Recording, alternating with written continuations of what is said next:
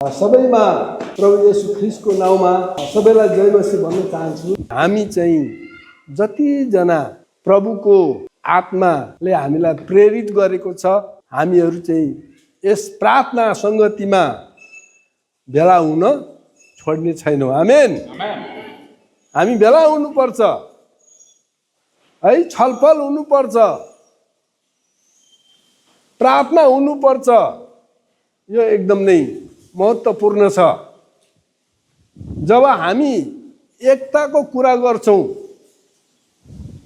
है, एकताको कुरा गर्छौँ नि हामी, हैन, एकताको कुरा गर्छौँ अनि एकताको महत्त्व नै कसैलाई थाहा छैन है। के हो त एकता भनेको, हैन?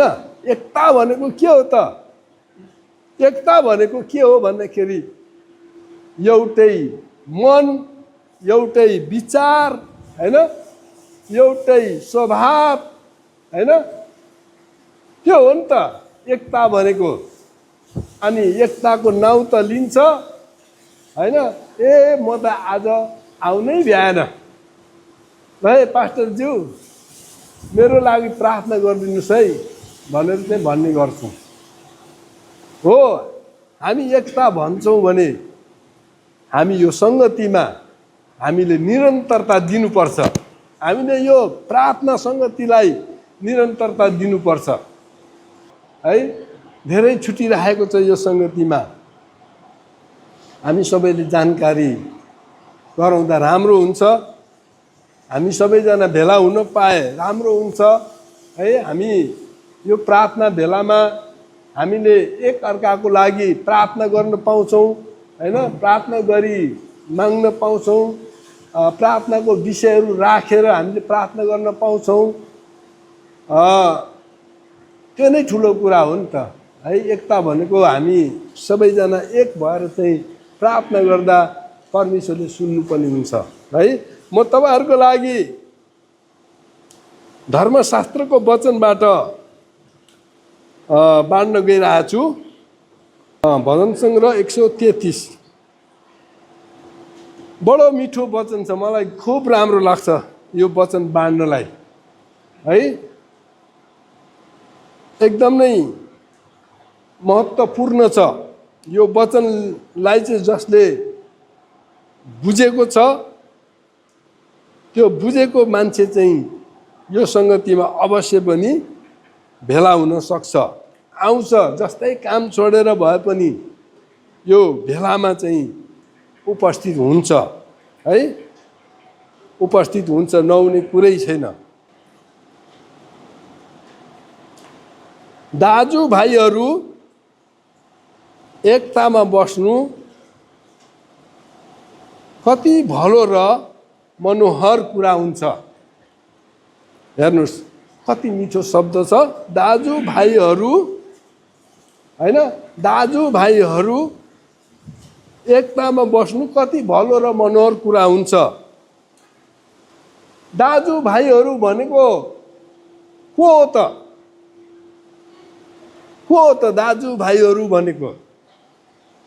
जो चाहिँ आज ख्रिस्ट येशूको रगतले किनिएका, पवित्र आत्माको छाप लगाइएका मानिसहरू नै दाजुभाइहरू हुन्। ख्रिस्ट येशूको रगतले किनिएका हामी मण्डली, ख्रिस्ट येशूको रगतले किनिएका हाम्रा दिदी बहिनीहरू नै हामी दाजुभाइहरू हुन आउँछौँ है। दाजुभाइहरू भन्नाले हामी परिवारको दाजुभाइहरूलाई पनि जनाउँछ। दाजुभाइहरू भन्नाले हामी मण्डलीका दाजुभाइहरूलाई पनि जनाउँछ है। अनि यहाँ कुरा रह्यो एकताको कुरा है। एकताको कुरा मैले अघि नै भनिहालेको थिएँ। एकता भनेको चाहिँ हामी सबै दाजुभाइहरूको विचार मिल्नुपर्छ, हामी सबै दिदीबहिनीहरूको विचार मिल्नुपर्छ, हामी सबै दाजुभाइहरू एक आपसमा सहमतिमा आउनुपर्छ, एक आपसमा मिलेर बस्नुपर्छ। एकता भनेको त्यो। मैले कता कता बच्चाहरूले होइन, प्रौढ कक्षा पढाउने बेलामा एउटा पुस्तकमा मैले हेरेको थिएँ। त्यहाँनिर चित्र थियो अनि दुईटा बाख्रालाई एउटै डोरीले बाँधेर एउटा यता फर्केको एउटा यता फर्केको, अनि बिचमा चाहिँ घाँस हालिदिएको थियो। अनि त्यो घाँस खान सकिरहेको थिएन है, त्यो घाँस खान सकिरहेको थिएन। यता फर्केको बाख्राले पनि खान सकेको थिएन, यता फर्केको बाख्राले पनि खान सकेको थिएन। अनि त्यो घाँस खानलाई चाहिँ के गर्नु पर्थ्यो होला त? त्यो बाख्राहरू पर्थ्यो नि होइन, एकतामा आउनु पर्थ्यो नि। त्यही भएर त्यो दुईटा बाख्राहरू चाहिँ जब उनीहरू सहमतिमा आउँथ्यो अनि उनीहरूले त्यो घाँस खान सक्थ्यो। एकता भनेको यो। अनि आज हाम्रो मण्डलीमा पनि एकता हुन एकदमै आवश्यक छ, एकदमै जरुरी छ। यो समय भनेको चाहिँ एकदमै सतावटको समय आउन सक्छ है, गाह्रो अप्ठ्यारो परेको समय आउन सक्छ। अनि यो गाह्रो अप्ठ्यारो परेको बेलामा यो एकताले चाहिँ काम गर्नुपर्छ।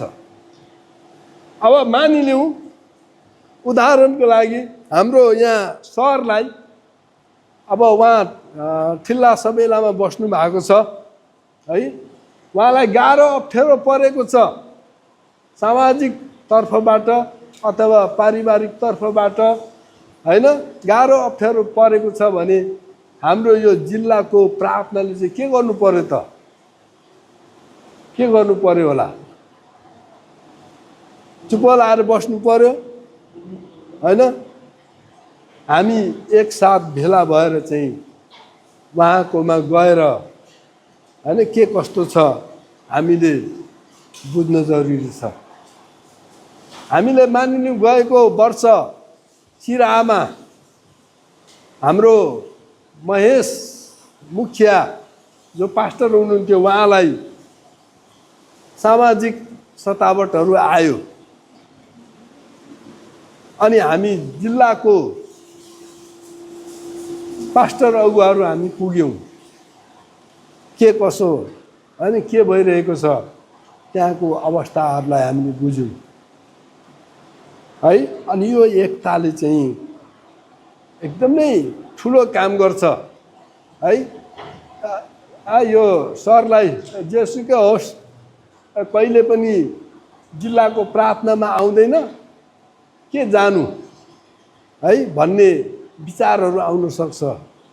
तर हामी सबैजना दाजुभाइहरू एकतामा चाहिँ रहनुपर्छ। कतिखेर हुन्छ है, कुन समय हुन्छ त्यो गाह्रो अप्ठ्यारोको समय मलाई आउँदैन भन्नु पर्दैन, हाम्रो बिमले सरलाई आउँदैन भन्नु पर्दैन, हाम्रो इन्द्र पास्टरज्यूलाई आउँदैन भन्नु पर्दैन, हामी यहाँ भएका कसैलाई पनि त्यो गाह्रो अप्ठ्यारो आउँदैन भनेर भन्नु पर्दैन। मलाई चाहिँदैन सङ्गति, मलाई एकता चाहिँदैन भनेर भन्नु पर्दैन। हामीलाई एकता चाहिन्छ, हामीलाई एकताको सङ्गति चाहिन्छ, हामीलाई एकताको प्रार्थना चाहिन्छ। हालेलुया। हामी एकताको प्रार्थनामा आउनुपर्छ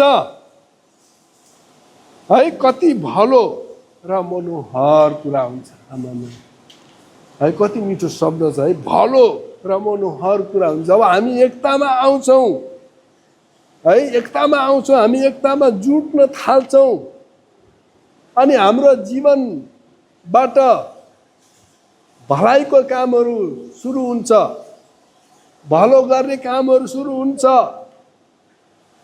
हैन। अनि मनोहर भनेको चाहिँ के हो त? एकदमै आनन्द र खुसी है, हामी हृदयमा गदगद हुने कुराहरू खुसी हुन्छ नि त है। अब मानिलिउँ, अब हाम्रो यो जिल्लाको प्रार्थना सङ्गतिमा मानिलिउँ हामी, मेरै उदाहरण गरौँ है, म आइन भने हैन तपाईहरुलाई कस्तो लाग्थ्यो होला है? कस्तो लाग्थ्यो होला हैन? ओहो, हाम्रो पास्टरज्यू आउनु भएन त है, किन आउनु भएन? उहाँलाई के काम पर्यो होला? मलाई त्यस्तो लाग्छ है। तपाईहरु कोही छुट्नु भयो भने हैन, किन आउनु भएन? हाम्रो इन्द्र पास्टर किन आउनु भएन? मलाई त्यस्तो लाग्छ है। तपाईहरुलाई चाहिँ कस्तो लाग्छ है? अनि एकदम नै खुसीको कुरा हामीले बाँडचुँड गर्न पाउँछौँ। पहिला कोरिन्थी 1:10 मा कसैले पढिदिनुस् त? के भन्छ त? कोरिन्थीको पुस्तकमा पावलले, अब भाइ हो, हाम्रा प्रभु येशू ख्रीष्टको नाउँमा म तिमीहरूलाई आग्रह गर्दछु है, आग्रह गर्दछु, तपाईहरु कोही पनि यो एकताबाट नछुट्टिनुहोस् है। एक अर्कासँग सहमत हुनबाट तपाईहरु अलग नहुनुहोस्, नछुट्टिनुहोस्। तपाईहरुको माझमा, तपाईहरुको बीचमा कोही पास्टरहरू, कोही अगुवाहरूको फुट नहोस्, नफुट्नुहोस्, फुटेर नजानुहोस्, फुटेर नजानुहोस्, एक हुनुहोस् है। हाम्रो माझमा कुनै प्रकारको फुट चाहिँ नआओस् है, फुट चाहिँ नआओस्। अनि पावलले भन्छ तिमीहरू एकै मन र एकै विचारका हो है। एकता भनेको त्यो हो नि त, एकता भनेको त्यो है, एकता भनेको त्यही हो। अनि हामी बीचमा कुनै प्रकारको अन्धकारको शक्तिले चाहिँ हाम्रो एकतालाई चाहिँ फुटाउन नसकोस्, त्यसैको लागि हामीले निरन्तर हामीले महिनामा एकचोटि प्रार्थना गर्न एकदमै जरुरी छ है।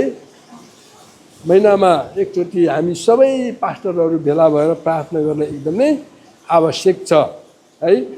फिलिप्पी 2:2-5 है, तिमीहरू हरेकले आफ्नै हित मात्र नखोज है। धेरै मानिसहरूको स्वभाव यस्तो छ, आफ्नो हित खोज्ने, आफू मात्रै राम्रो हुने, आफू मात्रै मिठो खाने, आफू मात्रै राम्रो लाउने है। धेरै मानिसहरूले चाहिँ आफ्नो मात्रै भलाइ खोजिरहेको छ, आफ्नो मात्रै हित खोजिरहेको छ।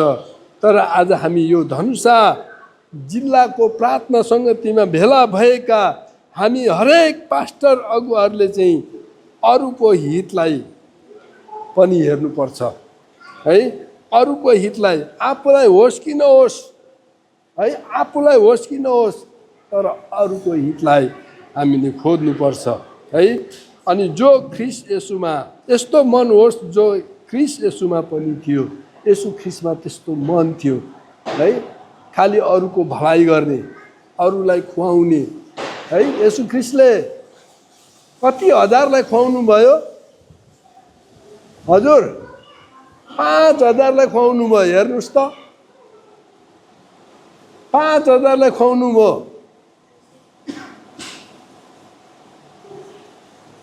5000लाई खुवाउनु भयो। उहाँले यो हित नसोचेको भएदेखि उहाँले खुवाउनु हुन्थ्यो होला त? खुवाउनु हुन्थेन। हेर्नुहोस्, खुवाउनु हुन्थेन। तर उहाँले चाहिँ हितको लागि त्यो काम गर्नुभयो है, हितको लागि उहाँले काम गर्नुभयो। हेर्नुहोस्, हामी हिब्रू 13:1 हामी हेर्छौँ। हिब्रू 13:1 भातृ प्रेम बनिरहोस्। आमेन। है, भातृ प्रेम भइरहोस्, कहिले पनि नछुटोस् त्यो प्रेम, कहिले पनि नबितुलियोस् त्यो प्रेम। है, भातृ प्रेमलाई के भन्छ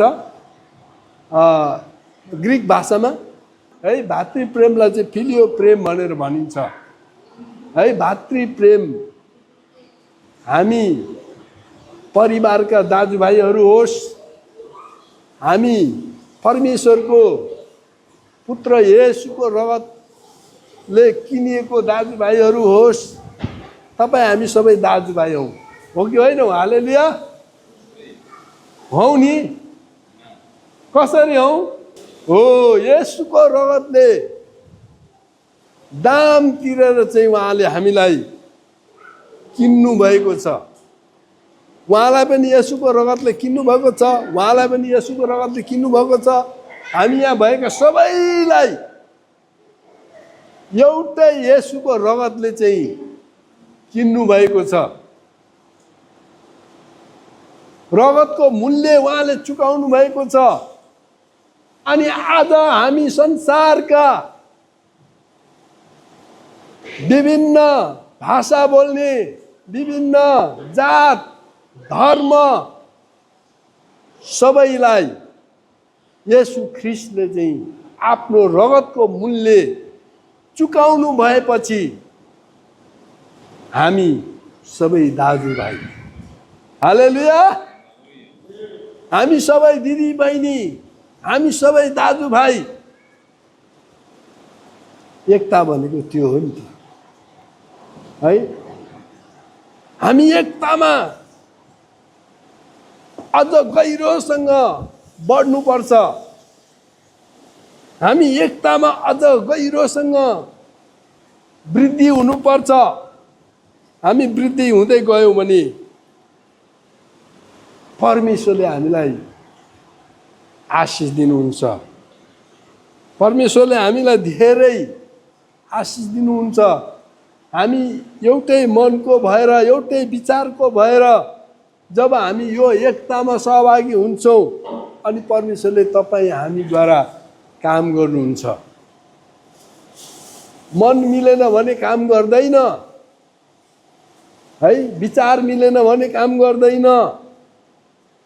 त्यही भएर आज एकतामा हामी आउँछौँ, तर मन मिलेको छैन, विचार मिलेको छैन। होइन, एउटै मनको हुनुपर्छ, एउटै विचारको हुनुपर्छ, एउटै स्वभाव हुनुपर्छ। अन्य भाषा बोल्छौँ है, अनि कतिले चाहिँ किन बोल्नु त अन्य भाषा, त्यो नबुझेको भाषा बोल्नुहुन्छ र भन्छ। किन बोल्नु त, नबुझेको भाषा किन बोल्नु पर्यो? कि बोलेपछि त्यसको अर्थ खोल्नु पर्यो?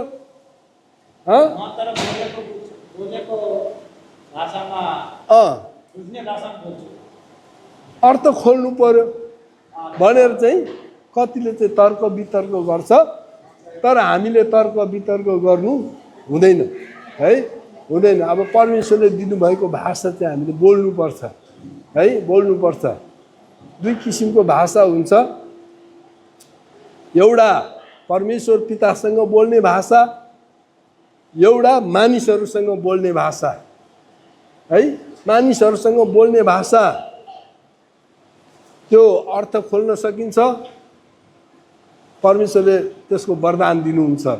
एउटा भाषा चाहिँ परमेश्वरले चाहिँ त्यो अर्थ खोल्ने वरदान दिएको हुँदैन। तपाईँ हामी अन्य भाषामा प्रार्थना गर्छौँ त सिधै हामी परमेश्वरसँग कुरा गरिरहेका हुन्छौँ। है, अनि अन्य भाषाको विषयमा पनि यहाँ के हुन्छ त, मत मिल्दैन, मन मिल्दैन, विचार मिल्दैन।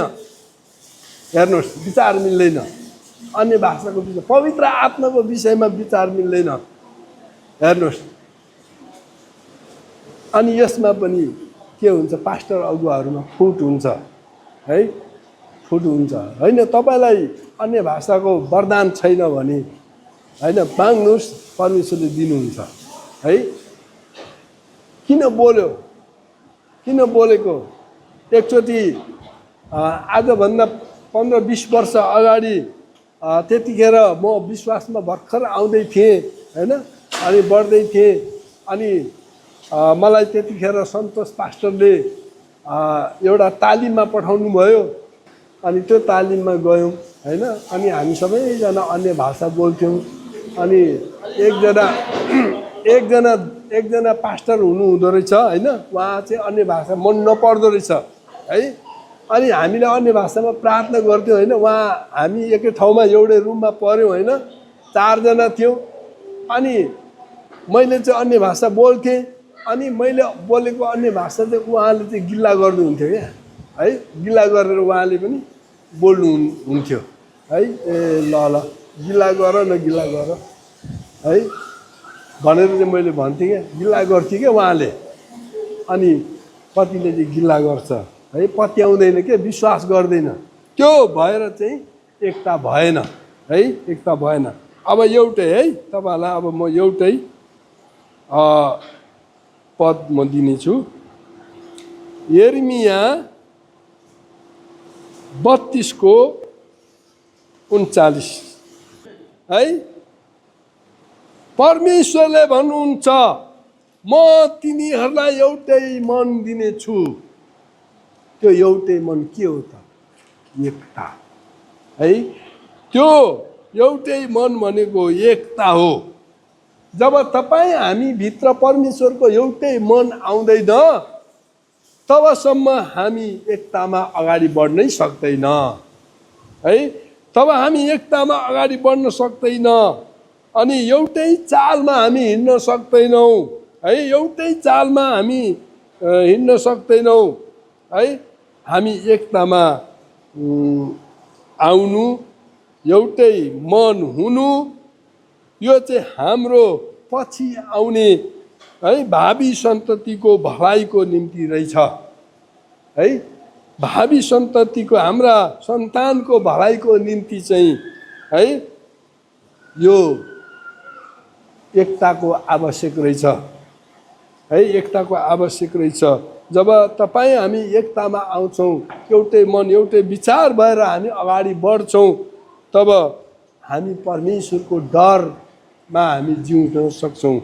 परमेश्वरको भयमा हामी जिउन सक्छौँ। हामी यसरी चाहिँ अगाडि बढ्यौँ भने परमेश्वरले हामीलाई धेरै आशिष दिनुहुन्छ। अब एउटै है, यूहन्ना 13:35 पनि हामी हेरौँ।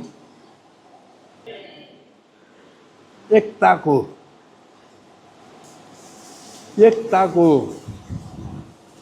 परिणाम है। एकताको परिणाम मेरा चेलाहरू हौ भन्ने आयो यहाँनिर है। जब हामी एकता हुँदैन भने, एउटै स्वभाव हुँदैन भने, एउटै मन हुँदैन भने, एउटै विचारको हुँदैन भने हामी उहाँको चेला हुन सक्दैनौँ है। यहाँ प्रभु येशूले भन्नुभएको छ,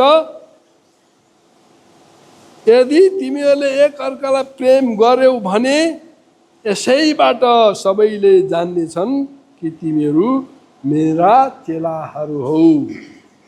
आमेन है, मेरा चेलाहरू हौ। तपाईँ हामी एकतामा आउनु एकदमै आवश्यक छ। एकतामा बस्नु आवश्यक छ। मेलमिलापमा बस्न आवश्यक छ। जब तपाईँ हामी एकता हुँदैन, तब हामी मेलमिलापमा पनि बस्न सक्दैनौँ, प्रेम गर्न सक्दैनौँ। हामीले प्रेमको साटोमा घृणाले बास गर्छ। एकताको साटोमा अनेकताले बास गर्छ। हेर्नुहोस् होइन, परमेश्वरबाट आएको हो नि त एकता भन्ने कुरो त। मानिसले ल्याएको हो र? मानिसले ल्याएको होइन नि। एकता भन्ने कुरो परमेश्वरको वचनबाट आएको। तपाईँ हामी परमेश्वरको वचन पालन गर्ने छोराछोरी हौँ भने हामीले एकतालाई कायम राख्नुपर्छ, एकतालाई अगाडि बढाउनुपर्छ है। परमेश्वरको वचनबाट हामीलाई परमेश्वरले धेरै धेरै आशिष दिनुभएको होस्। हवस्, जय मसीह।